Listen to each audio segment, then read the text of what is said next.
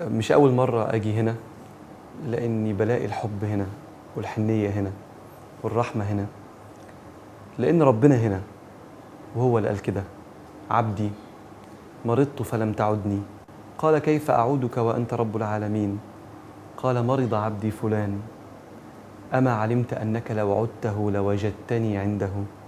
عشان كده اللي بيجي هنا بيحس بحضن الأخوة والحب اللي موجود ما بين الناس، ما بين الناس وبعضها، وما بين الناس والمرضى. لن تدخلوا الجنة حتى تؤمنوا ولن تؤمنوا حتى تحابوا. وهنا في مستشفى 57 357 لو اتمشيت وسط الناس هتشوف الحب، سواء بين العاملين وبعضهم أو بين العاملين والأطفال. لأنك لو عايز تشوف أحباب النبي اللي شايلين رسالة الحب اللي جه بيها النبي عليه الصلاة والسلام، هتشوفها في 57 357.